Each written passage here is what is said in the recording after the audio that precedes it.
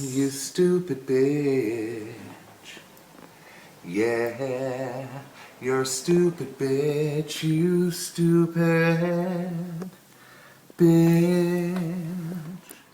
Bitch. Yeah.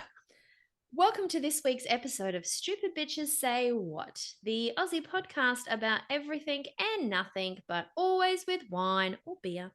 And your hosts, Sean Hipkins and Skye Lee Collett. This week, it's True Crime USA. Hold on to your headsets as I discuss the terrifying night endured by Jennifer Holliday in East Texas, who courageously outwits her captor who murdered her cousin, Anna Franklin, who he shot to death in front of her. While Skye shares the story of young mum Denise Amber Lee, abducted from her home whilst caring for her babies, and the shocking aftermath, including the mishandled 911 calls. Ooh, do you have some of the dialect of the I 911? decided not to put it in because it was a little bit lengthy, so I summarised it. Oh, that's okay. I've got some 911 calls in mine too. Oh. Look at us. Anywho, what you drinking, Skye? This evening I'm just on the Tuies. Two's Tuies extra for the dry. first episode, just because I have to get up at 5 a.m. in the morning. Therefore, can't be too wasted. Hashtag ratchet. I believe our last double was a bit of a train wreck by the end of it. I don't think it was too bad. Our debauchery. We've done a lot worse. There's been a lot worse. A lot worse. Yes, I agree. Oh, what are you good. drinking, you stupid bitch? Well, I thought I'd start with the rosé. Summer, all day rosé. And so I picked out this one that I knew because it's not summer yet. It's spring, please. Although it fucking feels like summer. Hot. And I picked one because Vinny likes the rosé, so I picked one that was a bit too dark for his liking. It's a ready rosé there, isn't it? And it's Jen Pfeiffer's Rocket Like a Redhead, The Diamond, Rutherglen Taupe. And on the back, it does say, my wines express the connection between my fiery and passionate personality and my commitment to the craft. We know about that, don't we? My diamond range are my most prized and creative wines. They're the jewels of my collection. So I thought, this sounds nice. Wonderful. How good for her. So you may recall the last disaster I had with that ice wine. That was a bit syrupy. This also looks a bit syrupy. It looks very syrupy. It smells a bit like port. It's getting you right in the eyeball, isn't it? It's fucking disgusting. Ooh. Don't try and give it to me as a gift. Ooh.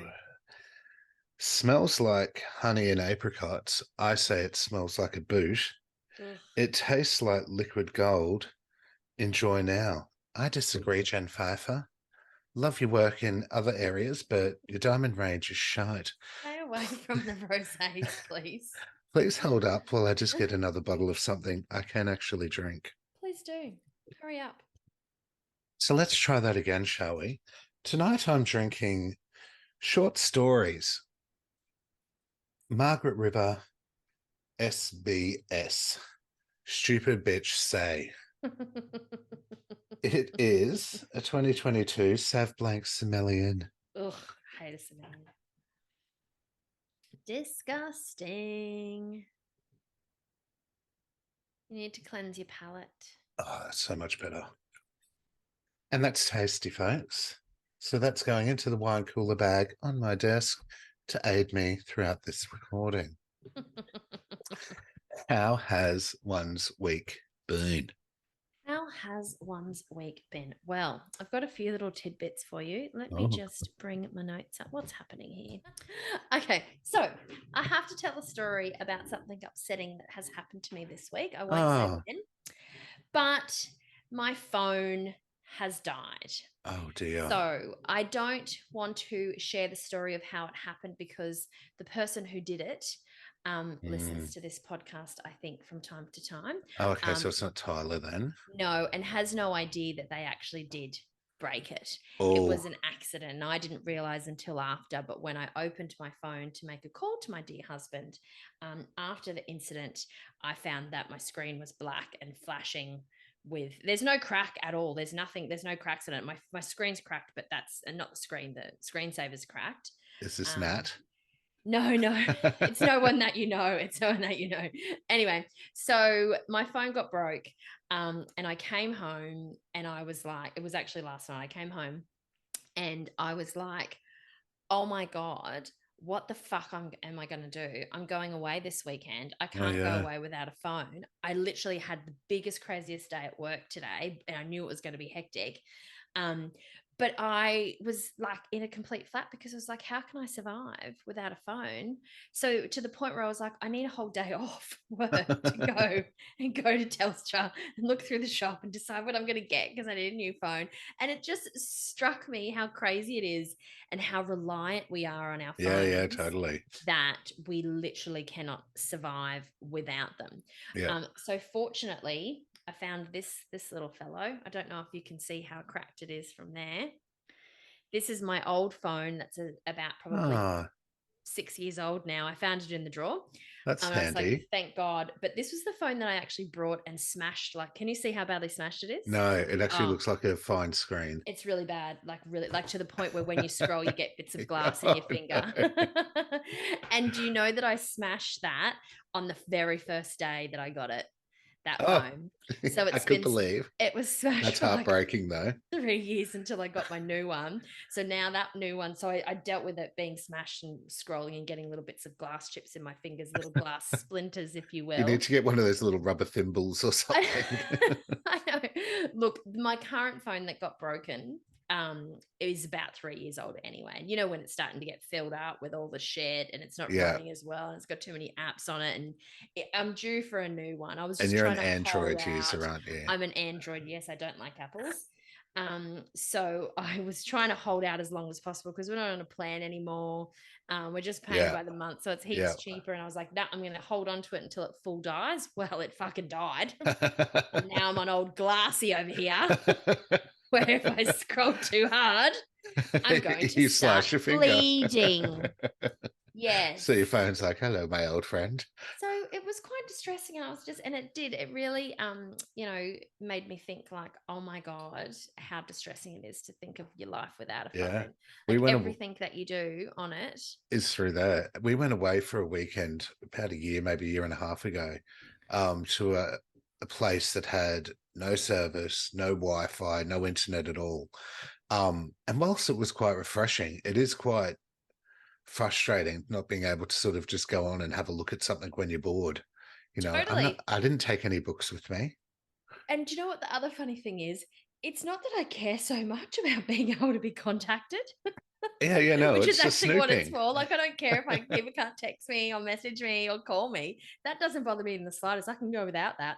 It's the fact that we're The going house mindless scrolling hunting as and I'll well. need to be able to use it to navigate to the places and look at the photos again online and research things about the area that I'm going to. It's purely like an information device for me. That's what I get the most out of. Do you know what I mean? Yeah. Like, don't care that no one can call me or Yeah, whatever. I'm yeah. like, I need it because I need to navigate my life through it. I need to send memes to It's Bino. I know it's got all my passwords in it. It's got my banking information. It's got like everything. And I've had to start from scratch because this one, like, didn't carry a lot of the. Even my contacts are all gone. So all my work stuff. Oh, you didn't Um, back up or anything no, I for a didn't. I while. think I can still do it. You hold. I don't know if you can do this with Apples, but Yeah, Samsung's yeah, you can yeah. hold together and they'll Yeah. transfer everything Transfer. over.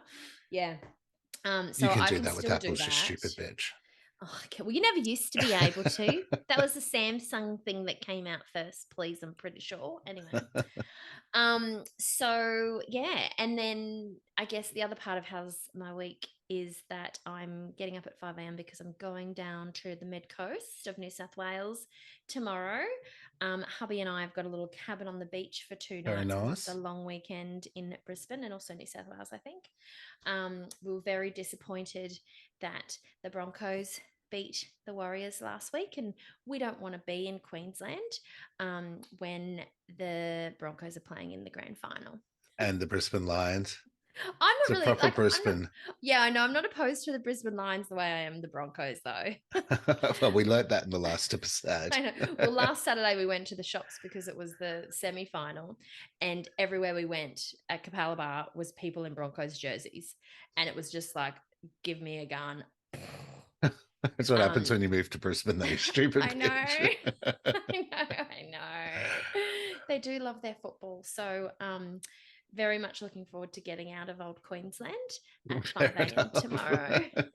Bye, bitches. You don't want to be here for the celebrations. No, It's quite I monumental, don't. really, that we're I both don't. Brisbane teams are in both finals happening this weekend. Oh God, I totally expected you to say that. It'll be amazing if they both win. I hope that I'm going for that. Well, I'm not really going for the Panthers because I also hate the Panthers. But if I have to pick, it'd be the Panthers over the Broncos. So bitter.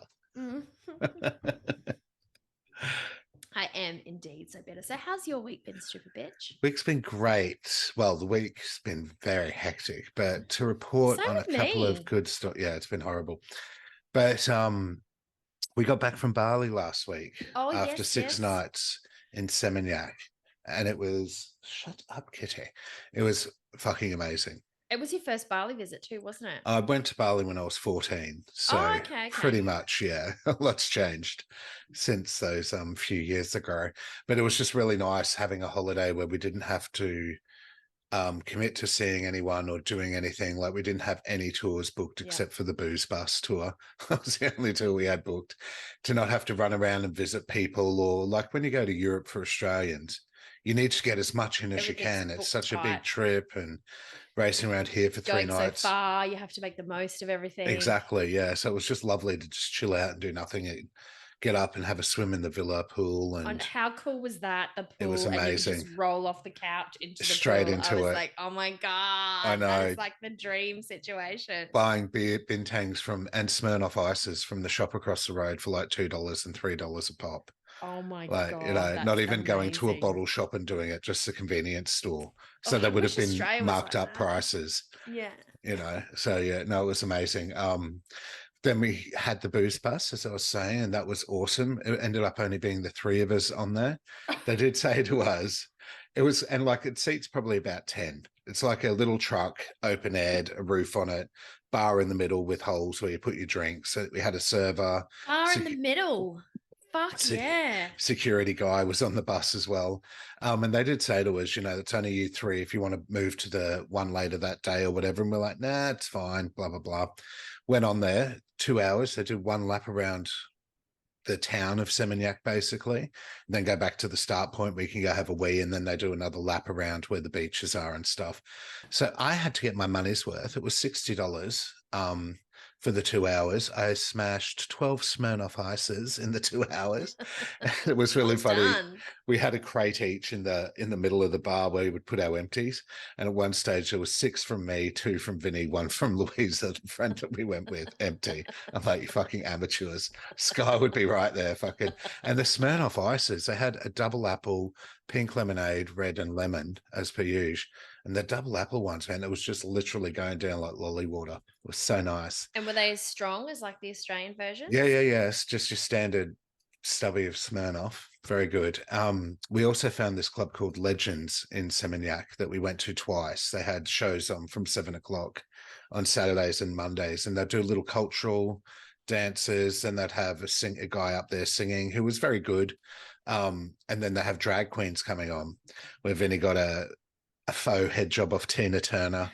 And then on the second night we went, Vinny was quite annoyed about the attention the drag queens were getting. So he threw himself in the cage, hung upside down, got quite loose. Hung upside down? By his feet, yeah. Put his feet over the edge of the cage and then leaned back. It was very good. It was a lot of fun. What was I going to say about Legends? Oh, and did I send you the video of that stupid bitch pouring that? Who's had that? It was called a flaming waterfall. We found out afterwards. Yes, I think so. It was like a glass with a champagne glass, a martini glass upside down, then another one on top of it. It was this pillar of fucking drinking glasses that they pour Sambuca over and then light it, and then she used to drink it from the thing. We said to her, "Oh, what's that?" And she's like, "Watch." I'm like, okay. So I got the phones out and started recording, and she knocked the whole fucking thing over, flames all over the table, serviettes on fire, her phone on fire. And I I was like, thought it okay, was a bitch. meme. Like, I didn't realize that was real life. I That think when I happened right saw it, next I to us. thought it was something that you just found on the internet. I have to No. go and watch it again. That's hilarious. Yeah, that was Deb. Deb from Adelaide, because I have your name on the chair when you reserve it. If you're listening, Deb, thanks for the entertainment. Thanks, Deb. You're on the podcast, plus. You're in the podcast now, bitch. And I had a brunch on Saturday. So we got back on Wednesday night at like midnight. Then I had a work brunch on Saturday afterwards, where it was 2 hours of drinking again and food. 12 to 2, more like 12 to 5 at the venue, and then went off to a hotel room afterwards and drank even more. It was quite cray. But Vinny didn't join you for those shenanigans? No, Vinny was very specific that he was not attending. And then when I tried to get him to come to the hotel room afterwards with the group of girls that I was going with, he was also very specific that he was not attending. Oh, so he didn't go to the brunch either? No, he went to nothing. He just stayed at home and judged. You just went to the brunch. I thought you both went to the brunch. No, just a work brunch. But Mm. that was it. So it's literally been a very booze-fueled couple of week and a with bit. alcohol. Has been indeed, but a lot of fun. And I totally recommend Bali to anyone. Yes, I felt very jealous when I saw all the pictures. I was like, I've put off going to Bali because I've been to Thailand and I had an amazing trip, but didn't rate it. The level of cleanliness and some of those things was just a little bit hard for me. So I've always compared that to how Bali would be. So yeah, well, to be fair, like, and I mean, beautiful culture, beautiful people. The streets are, Bali streets, I'd say similar to Thailand, and the workplace health and safety it's not aspects is not up to par to what we're used to. But danger everywhere, big holes in just the fucking sidewalk. But Vinny, it's funny you say that, because Vinny wasn't always keen to go to Bali because he'd been to Thailand. He liked Thailand, but same as you, but he appreciated Bali a lot more than he did Thailand. Yeah, right. Yeah, now I really want to go. And especially just going for like a little mini break, 5 or 6 days as well. And that's I mean, Europe has Europe to go to. We've got Bali and New Zealand, really. Yeah. And that's like people in Darwin. It's like a 2.5 hour, an hour and 45-minute flight from Darwin. Wow. So they go for the long weekend and shit. Yeah, right. Yeah. But we totally have to do it. It's like when you live in the UK and you go to Amsterdam for the weekend. You just Yeah, get exactly. on the ferry. Or Ireland to Lanzarote and shit. Yeah. All right. So should we get cracking into some scary shit? Let's get cracking into True Crime USA Plus. Please, one of my favorites. So I had a tough time. So, dear listeners, we've decided that we're going to do with our 3 true crime episodes each season, Australia, USA, and then whatever the fuck we want. We're not going to dedicate a country for the last one. USA/Canada, aren't we? Like, we're going to, because Canada's so close and sometimes it is so close. Borders. Yeah. And I mean, like, if the first killings in the USA or they come from the USA, that kind of works. But my next one's going to be USA as well, because I had such a tough time. And the next one's a good one. You'll love the next one, but you're also going to love this. Are you ready? Yes, I am ready. I know nothing about this. Okay. So there is a murder in this story, but also one woman's quick thinking and the way that she was able to outsmart her attacker, Eric Parnell, even after watching him shoot her cousin Anna Franklin in the head. It's a bit of a wild ride, to be honest. And I got from my favorite true crime show at the moment, Your Worst Nightmare. It's what the second one, my next one's going to be from as well. Thank you very much for the inspiration, Your Worst Nightmare. The show that had the episode of that kid who hid in the walls in that last American USTC you did, I think. Ride too. Yeah. So anyways, on 29 May 2005, Jennifer Holliday, a 27-year-old EMT, comes home from working a double shift and is bollocksed. She lives with her 18-year-old cousin, Anna Franklin, who is out babysitting still when Jennifer gets home. Shortly after getting home, Jennifer gets a call from her cousin asking if she could pick her up from a babysitting job. She agrees and heads out to collect her at about 1 a.m. I can't remember the exact time, but it's late night, early morning, that type of vibe. After she collects her cousin, they drive into a convenience store to get some snackies. As you do. When the pair climbed into Holiday's Ford Explorer and get back on the road, they noticed that a truck that was parked at the convenience store was now following them. Mm. The driver was named Eric Parnell. He drives closely behind the women for miles. Suddenly, he speeds up alongside the car, and the women just hear this huge bang. And at first, Jennifer thought he had hit their car with his, like just rammed him. But her cousin knew right away what had happened, and she starts screaming, "He's just shot you! He's just shot you!"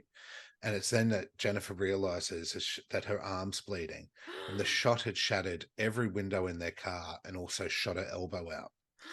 So she's forced to stop the car as blood and glass is blocking her vision. And then Anna, her cousin, calls 911 on the cell phone.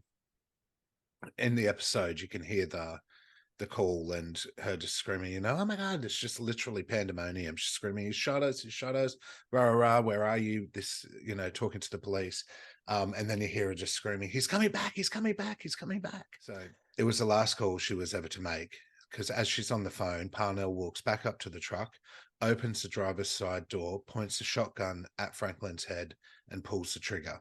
Oh my Jennifer, gosh. Jennifer said he never said anything to her. He just never hesitated. And you can actually hear on the 911 recording the call of Anna freaking out and then turning into sheer terror and screams as she realizes he's coming back with the gun.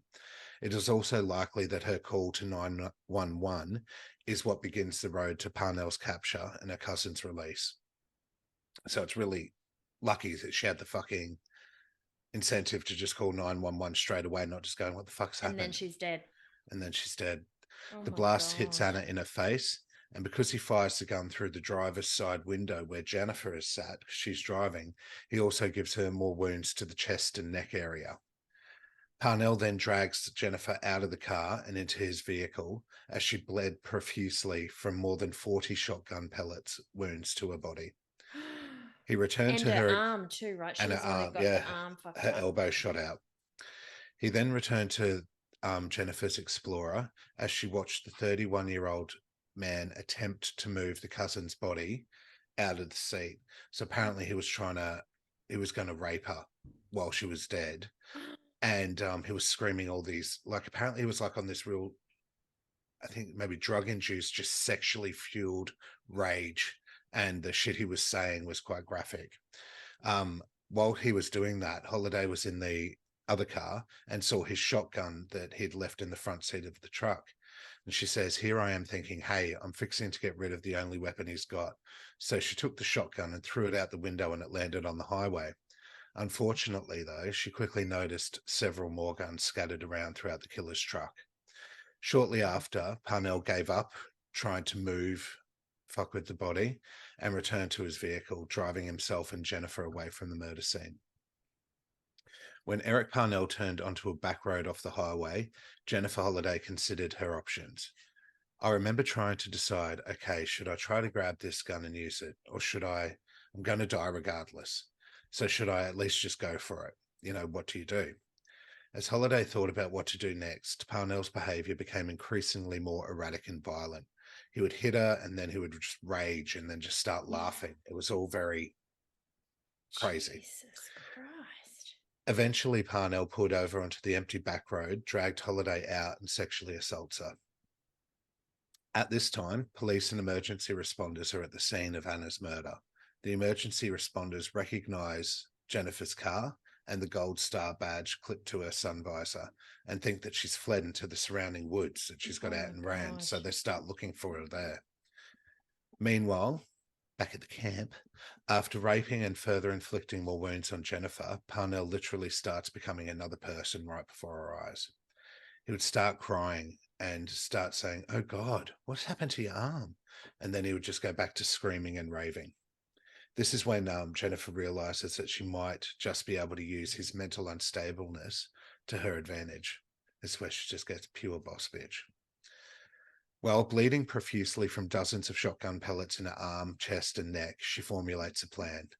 She began talking to Parnell in an overly affectionate manner as he drove them through sparsely populated backcountry in East Texas. She's saying to him, that was great, that was wonderful, thank you for this good time, after he'd just raped her. pretending to really enjoy what had happened to him, and she noticed it started working on him.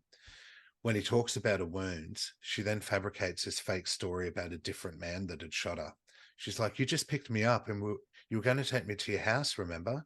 Because there was no houses around. So she knew that she was fucked if she got away, or even if you dumped her somewhere, she wasn't going to be able to find anyone. Smart. And he just looked at her and it was like crazy. And he said, well, no. And I was like, and Jennifer was like, yeah, thank you so much. You didn't see that guy, John, that just shot me? That man that just shot me and was going to leave me out here on the highway? And thank God you came along and saved me. Thank you so much. You know, you're a hero. Through her persistence, Eric Parnell begins to actually believe her story, that he had actually saved her from another man and he had nothing to do with the injuries or Anna's death. And I don't know if that's what he actually started thinking, or he just thought maybe she doesn't know exactly what happened and he could make this work out for him where he's not going to be in trouble. She just keeps thanking him, and then is like, aren't you going to at least let me use your phone? Because I'm losing a lot of blood here. And he kept saying, I know, you're bleeding everywhere. So can we just reflect on how fucking clicked on this bitch is when she's just seen her cousin get shot to death in the face, blood everywhere. She's just been raped and she's still got a sense of mind about it to not freak out or do anything to try and gain control. Anyhow, and she must be terrified too, not knowing if it's actually going to work, if it's working, but just hoping to God it's going to work, or if he's playing with her or what. So while manipulating her attacker, she fashioned a tourniquet with one of his shirts, because all of her clothes were gone by this stage, to try and help stop the bleeding from her arm. But she knew that from the blood loss, she'd die if she didn't get medical help. Parnell initially rejected Holliday's idea of calling 911 from his home, citing the multiple warrants he had out for his arrest, because less than a year before killing Anna and kidnapping Jennifer, Parnell was charged with domestic violence assaults and making terroristic threats. Holliday kept pushing, adding more details about a fake man named John who had shot her, and insisted that Parnell was the hero and that he needed to let her get medical help. Eventually, he agrees to take her to his house to call 911, but not before threatening her life. He told her that should she stop acting bad, she should stop acting bad, otherwise she'd end up like the other people I have ended up, and that he won't be responsible for what happens. When they arrive at the home, Holliday first noticed a small cemetery located in the front of the isolated property. Wow. She was terrified. I know, how creepy is that? You're just like, where the fuck am I going? It reminds me of Texas Chainsaw Massacre. Have you seen there's a new one of them coming to Netflix, yes. The Beginning? Yes, I've seen it. And it's the same based on one of the characters 30 years later or something. Oh, God. Texas Chainsaw Massacre is sends me up the wall. Have you never watched it? It's too graphic for me. Same with Saw. I'll never watch Saw, ever. Saw's too hectic. Texas Chainsaw Massacre just terrifies me. So anyway, she's also terrified, but still managed to keep the bruise going. She walked into his empty house, found his phone, and called 911. Okay, you ready? The operator answers. Jennifer, somebody shot me, and this man here helped me on the side of the road. The operator goes, someone shot you? She's like, uh-huh. And my arm is in half right now. And this man right here in front of me, he helped me out. And then you hear the muffled male voice of Parnell as he speaks to Jennifer. And the operator goes, okay, and where are you, ma'am? And she's like, please hurry. She's like, okay, are you from this area, ma'am? She's like, nuh-uh, no. And the operator's then like, okay, let me speak to the gentleman that's helping you, okay? And she's like, uh-uh. And so the operator's speaking to the police officer on the other end. She's like, I've got another gunshot wound. So this operator was involved with the first phone call that Anna had called, and they've gone out there now. They can't find Jennifer. They've got the gunshot victim. So she's saying to her colleague, putting two and two together, I've got another gunshot wound. And so the operator's able to fucking click on now with what's happening. And so when Jennifer hears her say, I've got another gunshot wound, and when Jennifer hears the operator say, I've got another gunshot wound, Jennifer goes, same one, same one, same one, same one. And she's like, you're the same? She's like, please hurry. By the time that Holliday had called 911, Lufkin police had already found her abandoned car and Anna's body, as we know, and now police knew the killer had abducted the other car's passenger and taken her to his home. So now the operator's on board. She knows what's happening. She remains on the phone with 911 operator Stephanie Davidson. God bless you, Stephanie Davidson, as they waited for paramedics. Parnell made her tell the operator that only one ambulance could come to his house. No police officers or other law enforcement were allowed. Holliday reassured him that it was no problem at all, saying they're going to be so happy that you've saved my life. You're going to be the hero of the day. They're just so excited to meet you. Rah, rah. However, due to the massive amount of blood loss Holliday experienced, she became lightheaded and faint. When the operator asked Holliday for help in finding her attacker's home, she struggled in how to describe it. So she convinces Parnell to get on the phone and now start actually speaking with the 911 dispatcher Oh to my provide exact God. directions to his house. And he does. So the 911 call continues. The operator, do you think paramedics can find it if it's a long driveway? And Parnell's like, I don't know if they can or not. That's why I want to walk to the end of the road. I don't know. It's right before the cemetery. And then the operator's, okay, then they should be able to find it. It's kind of a ways out there and it takes them a few minutes to get there is all. How is she doing? Is she getting faint or anything? I know she says she's lost a lot of blood. And then Parnell says, she acts completely okay, but I know she's scared out of her wits. So am I, because I'm the one that picked her up, and I'm scared to death because I got blood from head to toe. Operator saying, well, you're doing a great job, okay? The ambulance is not far from you, all right? Wow. I Good know. thinking. Totally. So while I keep getting goosebumps for us. So while they continued waiting, Eric Parnell appeared to genuinely believe that he had not shot Jennifer or Anna and had fully brought her into it and fully bought into her alternate universe story that made him the hero. He kept asking her, where'd your friend go? And she would tell him, oh, she's at the car, remember? She didn't want to come. You were just going to bring me, remember? Nearly 1 hour after Holiday had called 911, an hour it took him to get to the rural isolated property. Could you imagine how fucking you just be like, come on, come on, come on, come on. However, they don't approach the home. Over the phone, the operator tells Jennifer to walk out of the house and head towards the ambulance. So she starts walking outside and he's right behind her and she's woozy as fuck. And as she's walking up the hill, she starts thinking that she's seeing the trees are all dancing and moving around. Fucking oath. I know, but it She's wasn't the fucked. trees. It was the SWAT team moving through the woods towards Parnell. Stop. Yeah, so she thought she was seeing the trees, but it was the figures of the SWAT team. And they swoop in and get the fucker and take him into custody. Less than 1 day after the horrific attack, Eric Parnell was charged with first-degree murder, aggravated sexual assault, and kidnapping. During the jury selection process in December of 2005, he pleaded guilty to all charges and was sentenced to life in prison. Jennifer Holliday survived the brutal attack, but she faced an onslaught of expensive surgeries and hefty medical bills afterwards. As a direct result of the shooting, she lost her job as an EMT and lost her health insurance. Oh my God. Can you believe that? It's so fucked, isn't it? With no public insurance option available at the time, Holliday went into massive debt and could no longer afford surgeries she desperately needed. In September 2007, just over 2 years after the attack, she does receive some good news. After learning about her story, the CEO of Memorial Hermann Hospital covered all of her medical bills for a critical surgery she couldn't afford. This operation restored movement to her elbow. Before the surgery, she could not perform simple tasks such as tying shoes and opening containers.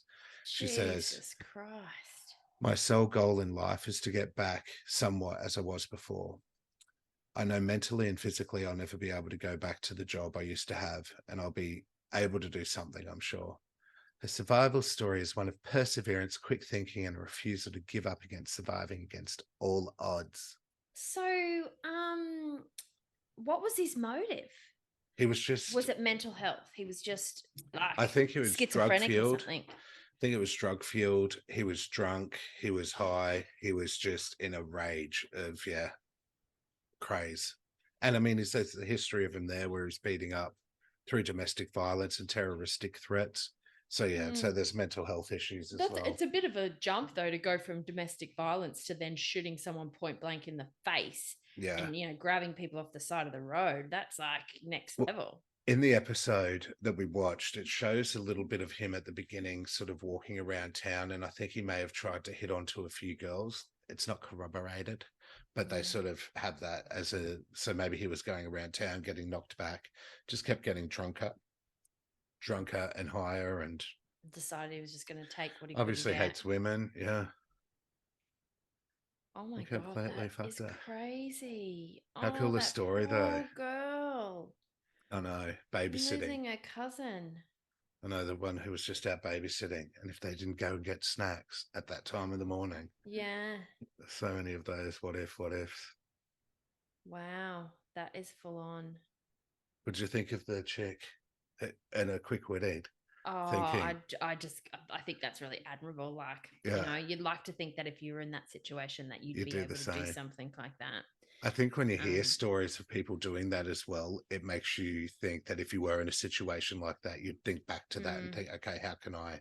I think sometimes as well, like your survival instinct kicks in terms of the fact if he hadn't killed her cousin point blank and just shot her in the face, she Yeah, would have maybe been deluding herself that she would come out the other end. But because she saw how ruthless he was, she she knew was she like, had "There's no to. way he's going to let me survive. Like I've got nothing to lose. I'm dead no matter what way I look at it. Yeah, He's going to exactly. kill me, and it's probably going to be much more painful and."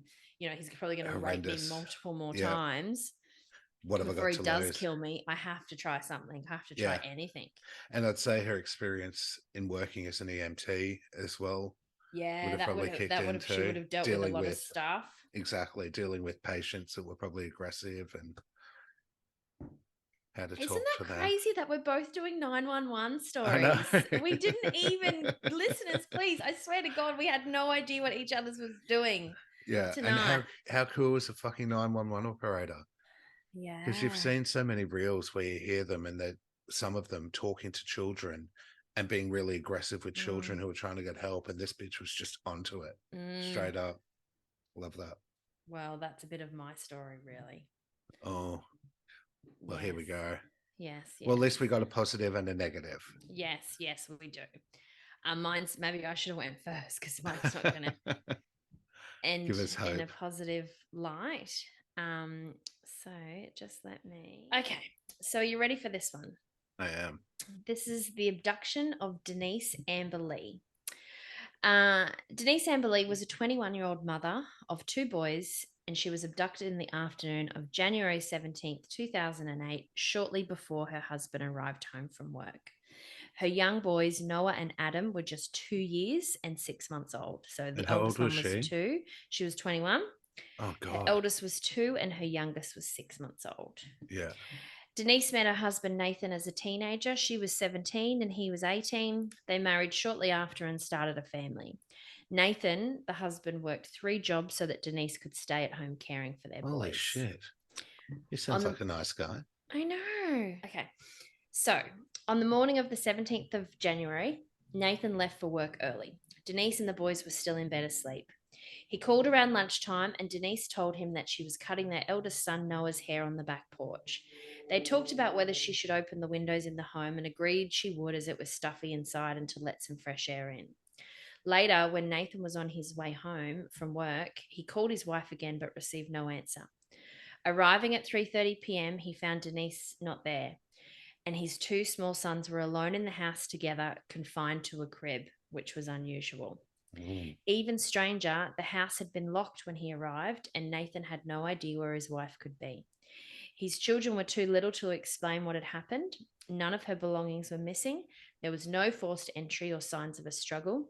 And the windows that she had discussed opening were all tightly closed and locked. Oh, okay. Because I thought that was the entry point, obviously.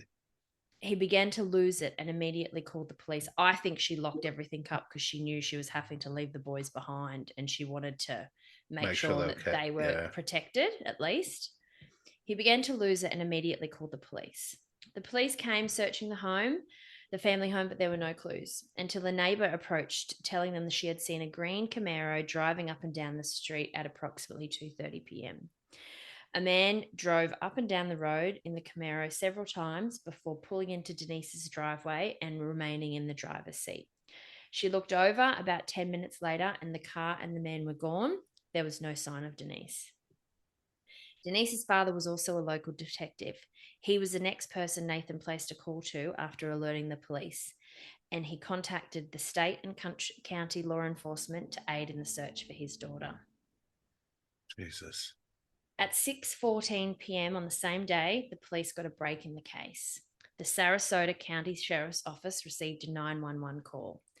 The caller did not initially identify herself, but it was a female voice, and the caller was not speaking directly to the operator. Instead, it sounded like she was talking to a man. Right. So she's secretly dialed.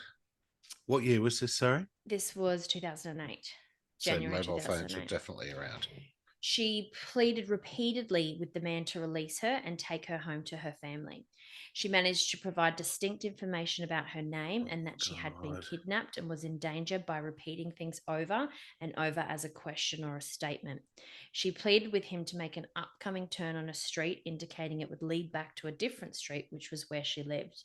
So she was saying things like, She I'm was so giving them sorry. all the Please, information they needed. yeah, she's like, I'm so sorry, please. You have to let me go. My name's Denise Lee Amber. I'm a mum of two. I'm married. My husband will be worried about me. I'm Denise Lee. Please, you have to let me go. Then she was saying, if you turn here, if you turn left on this street and you take the next street and then you turn the next corner, you'll end up back at my home. And she was saying all this over the phone. So we'll go into a little bit more detail later, but she managed to get a phone that was his because he exited the car for a period of time. The call was eventually terminated, but the caller had identified herself. The dispatcher was left with certainty that she had been speaking with Denise Lee, that she was not far from her home address, that she had been abducted by a man, and that she was traveling in a car and that she was in danger. Well, brainwave, no shit, Sherlock. She told you all that. Exactly. The telephone number from which the 911 call was made was traced and identified as belonging to a 36-year-old unemployed plumber called Michael King. Police now believed that Michael King was holding Denise against her will. Police went to Michael's residence in Northport in Florida, but Michael wasn't there. Denise wasn't there either. How long after this did they turn up after she'd been kidnapped? Sorry. So the husband got home at 3:30. Yeah. The neighbor saw someone driving around the street at 2:30 in the green Camaro. And at 6:17, she made the call to 911. At 6:23 p.m., a 17-year-old girl, Sabrina Muxo, called 911. Sabrina told the operators that her father saw a girl tied up and that she came out of the car and my dad's cousin went and put her back in the car when she got out. She told them that the car the girl was in was a green Camaro. Oh, my God. Sabrina called 911 because her father, Harold Muxo, told her about an incident that happened at his house between 5:30 p.m. and 6 p.m. that day. His cousin, Michael King, arrived at the house. Harold was not expecting him. Michael asked Harold for a flashlight, a gas can, and a shovel. He told him that he needed it for his lawnmower as it was stuck in his front yard. Harold gave the items that Michael were looking for to him, but as Harold walked back towards the house, he heard a woman shout, "Call the cops." Harold walked back down the driveway to Michael. He asked Michael what was going on. Michael said, "Nothing to worry about." Harold walked away but looked back once more and saw Michael crawling over the console in the Camaro and pushing the head of a person with shoulder-length hair down in the back seat. He saw the person's knee rise up. Michael climbed into the driver's seat and drove away. Harold then drove to Michael's house to see if the lawnmower was actually in the front yard. It wasn't, and Michael was not there. He placed an anonymous 911 phone call in which he provided a description of Michael's vehicle. He told them that there may be a person inside the car being held against their will. Harold told his daughter Sabrina what happened, and she immediately called 911. So at this point, we've got 4 911 calls if you include the husband's 911 call. Yeah. From so the victim, the husband, 2 witnesses. 2 witnesses, yeah.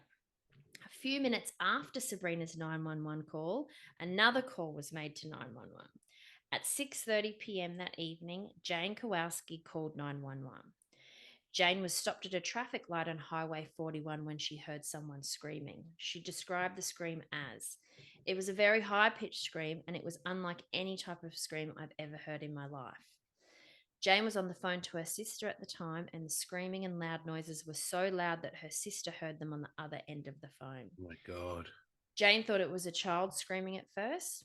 The noise was coming from the car next to her. Jane looked across and made eye contact with a man.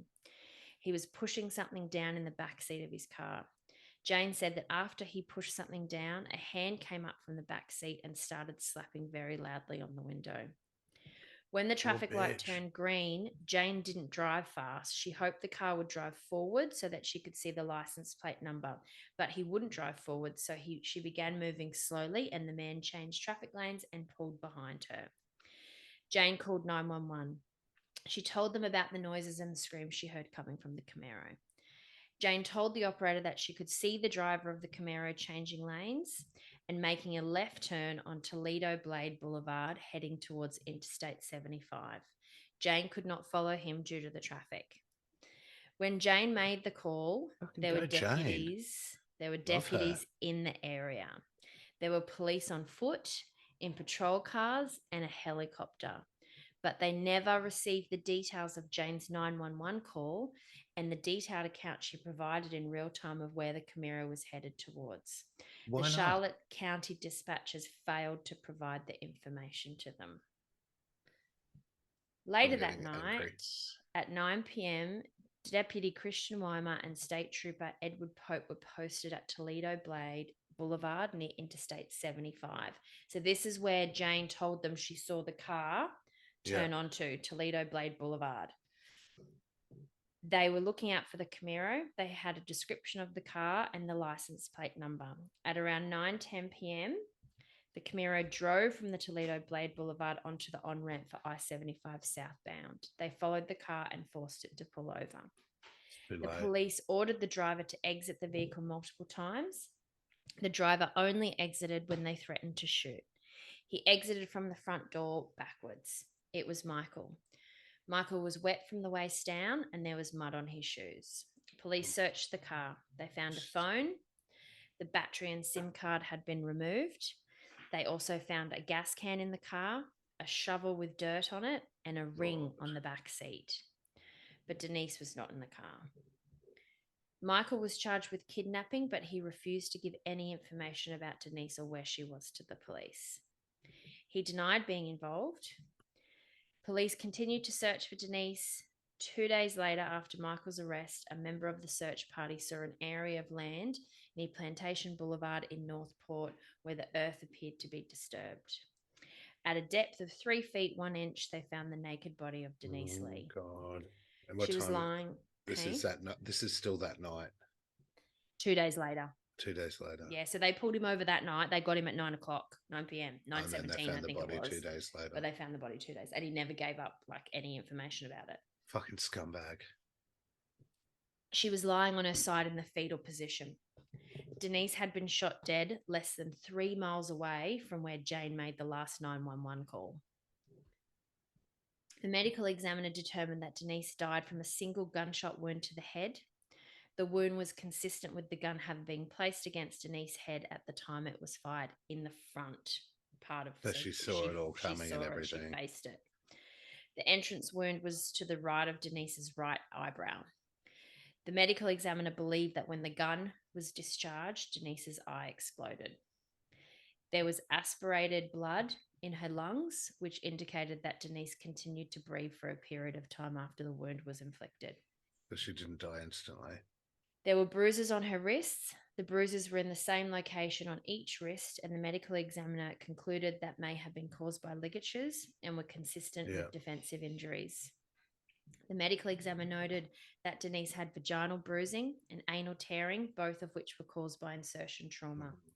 Denise was raped before she was shot dead. Michael was charged with first-degree murder. Michael pleaded not guilty. What a dumb fuck. And how old was he, did you say? I think he was 31. Yeah, I think you said 31, yeah. Yeah.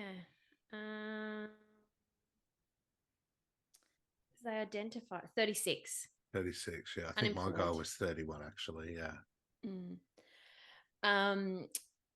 The prosecution had a strong case. They had multiple witnesses who saw Michael that day from the neighbour. who saw him in multiple Denise's fucking driveway, 911 recordings.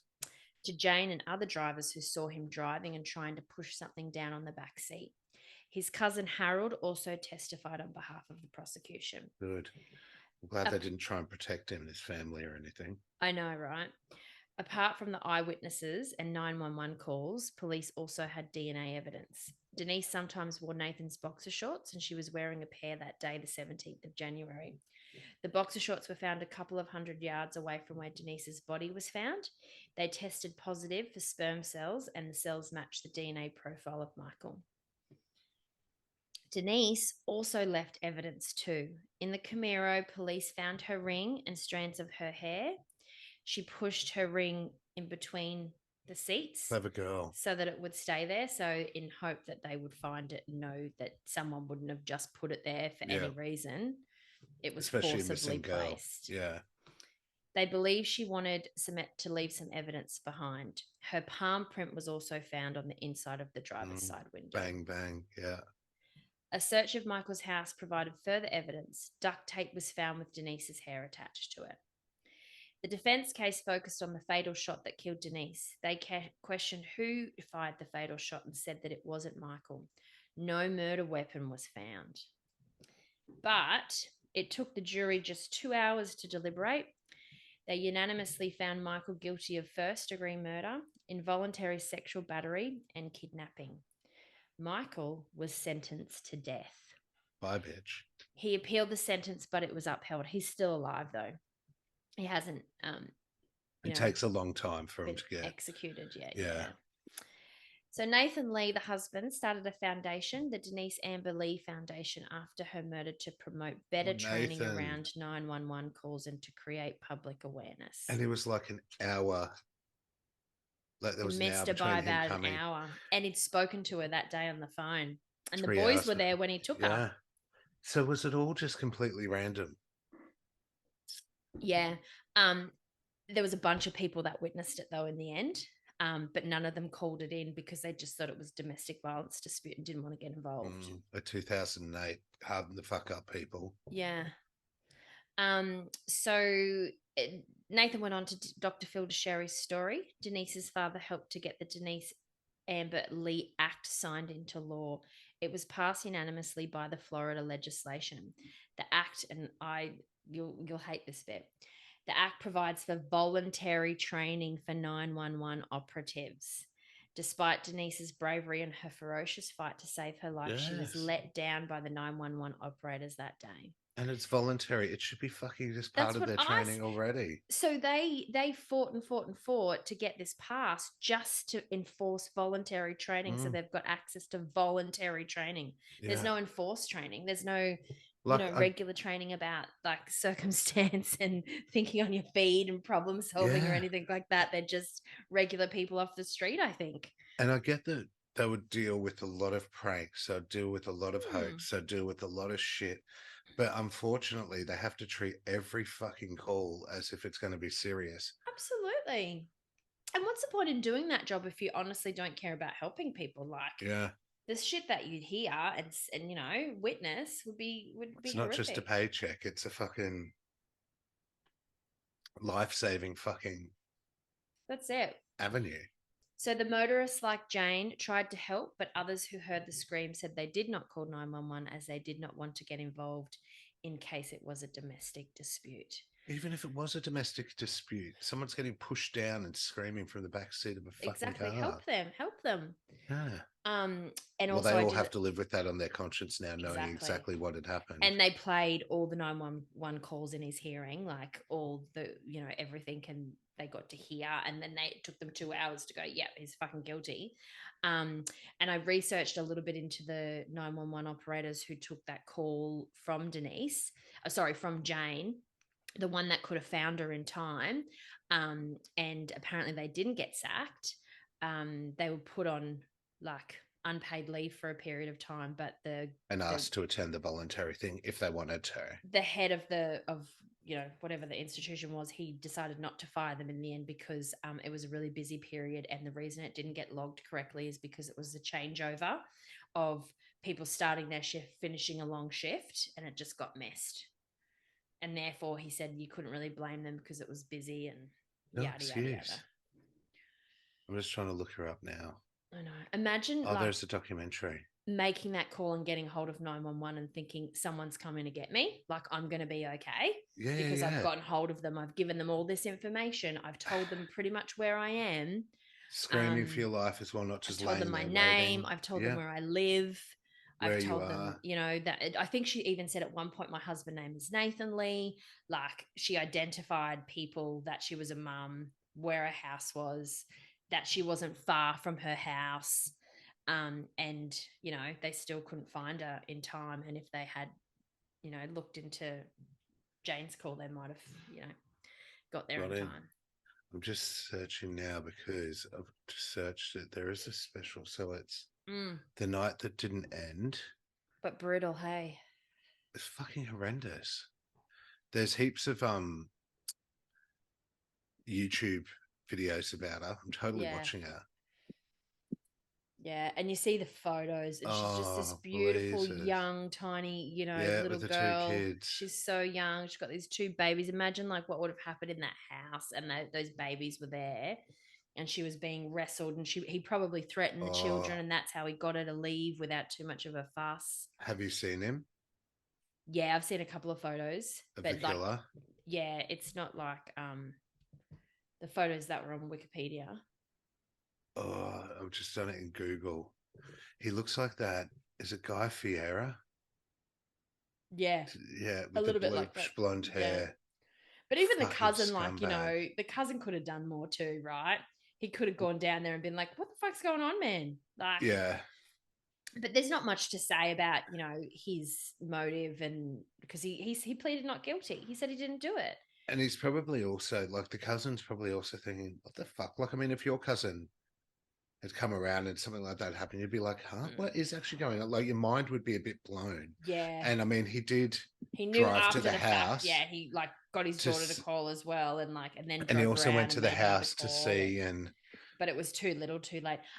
He also claimed, I actually forgot to put this in because I'd read so many different articles. I've read so many different, and you know, when you come to pull all the research together, you're like trying to compare different bits that you get from different things. Yeah. But I do remember one other thing that he actually claimed, his defense was that he was also abducted, and they were both abducted together, and he was also kidnapped at the same time, and that's why, you know, his DNA. Oh, they were abducted together. What a dumb fuck. Yeah. But what a scumbag. I'm glad he's... Well, why is your semen there, bro? Yeah, exactly. Oh, they made me root her. Yeah, why have you got duct tape with her hair on it in your house? And it's terrible, like, because, you know, obviously the death penalty is never a... Oh, I loved that, though. That made me really happy because I hate when they see, life imprisonment. Well, fucking... They can appeal that shit, like. But you want that life imprisonment to be just absolutely fucking hell for him as well. Yeah, and totally. You'd hope that it would be. But the execution would be pretty insane. Do you know what I mean? Like sitting there while you know that you're going to die, and all these clinical people come in, and, you know, fucking... Yeah. It's not meant to be painless either. No. And then people are watching you chew through that glass, watching it all happen, and you have to look at those faces. Like, that would be horrific. Like, I don't think I could ever go through that. If it was a relative of mine or someone I cared about, I would fucking be there. I'd have my head totally against fogging the glass, your breath up like, against fucking dog. Tap, tap, tap. Yeah. I'm here, bitch. Let me actually do it. I want to give the injection. Let me cut off his leg first. Yeah, piece by piece, slowly. Yeah. Then you can give him the injection. What is... And she looks beautiful too, the thing. I know. Kids. It's so fucking sad, man.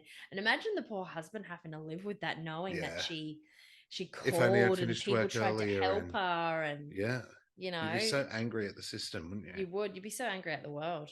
Yeah. And hopefully he's just channeling love into the kids' lives.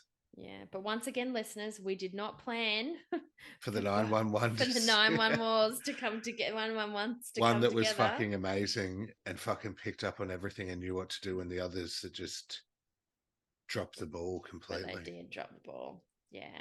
It was That's just so like, sad. piece by piece, there was just And it so wasn't much just more everyone could have done a little bit more and saved her, yeah. but they didn't, and she lost her life because And it was real time fucking shit they were getting too. And not just one 911 call that they fucked up on.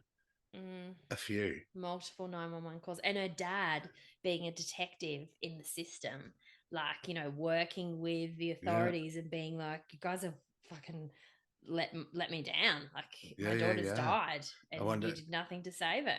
I wonder how he is, if he's still a detective or... Well, he campaigned as well. Him and the husband did it together to try to get that bill passed so that they would have that, voluntary training. Bless. Voluntary. I know. Fucking must be done. It's brutal. Well, thanks for listening. We hope you're all right after that, because I'm not so sure I am. Me too. It's pretty sad. We should have started with mine and your upbeat one at the end where she survives. Yeah, I know. True. And the 911 call here was a hero. It was a hero, yeah. It's like total opposite sides of the coin, isn't it? Yeah. So tune in next week for pop culture and the topic, Walt Disney, please. We'll discuss... Oh my God, is that your Mickey Mouse impression? Uh-huh. We'll discuss the man behind the mouse and his other creations, as well as some controversies surrounding the Disney brand. And remember, if you like what you hear, tell your mates and anyone who will listen. Anyone, bitches. But as always, if you're whining, you're winning. Good night, you stupid bitches. Good night. That wasn't too bad. That was probably about... Yeah, that stupid bitch. He's a stupid bitch. What a stupid bitch. That stupid bitch.